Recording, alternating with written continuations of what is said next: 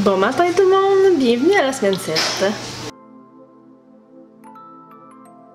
Première semaine que je vous reçois dans ma nouvelle maison et sur ce, je vous lève un bon verre d'eau. Vous devinerez que cette semaine, on va parler de l'économie d'eau. Donc, au Québec, on est chanceux d'avoir la quantité d'eau potable qu'on a, puis on a tendance à la prendre pour acquis. On pourrait argumenter que l'eau qu'on gaspille va s'évaporer, retomber en pluie, etc., etc. Mais ça reste que l'eau potable est une ressource limitée et que bien souvent, surtout dans les villes, l'eau doit être traitée, ce qui engendre de l'énergie, des coûts énergétiques assez importants. Je pense pas que j'ai besoin de justifier tant que ça l'économie d'eau, donc on va commencer avec nos astuces tout de suite.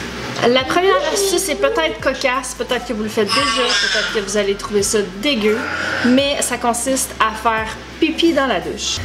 Bien entendu, vous n'allez pas prendre votre douche pour aller faire un pipi, mais si ça donne, on le fait. En faisant ça, ça peut paraître vraiment niaiseux, mais on peut économiser l'équivalent de 26 piscines olympiques par an en quantité d'eau qu'on n'aura pas flushée en faisant ça dans la douche. Il suffit de viser un petit peu là, puis c'est bien correct.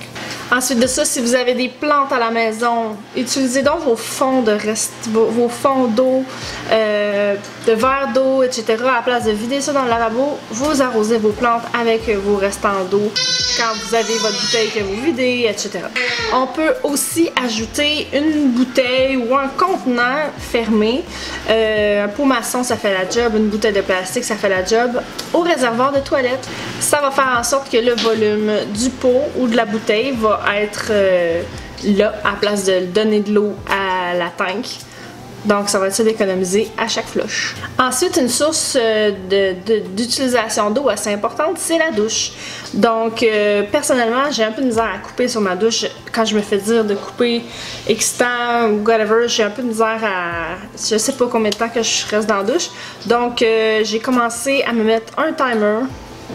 No pressure. Un timer quand je suis dans la douche, puis là je vois ça me prend à peu près combien de temps. Et la fois d'après, je fais juste me mettre une alarme pour 1 minute de moins.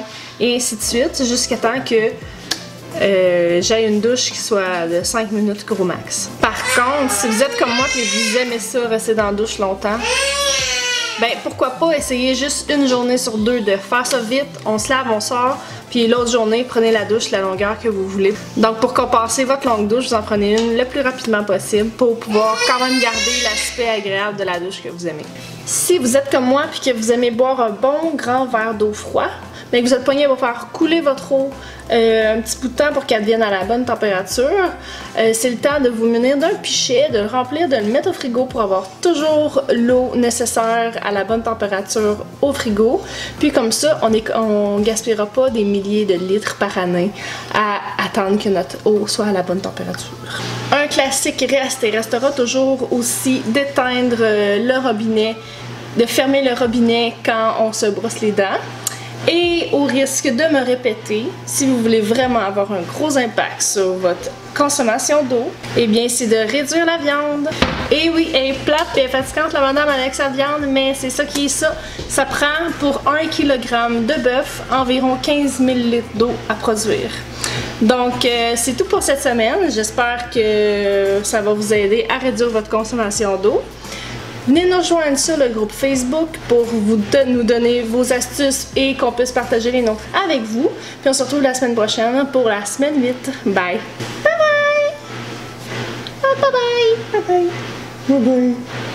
Bye bye!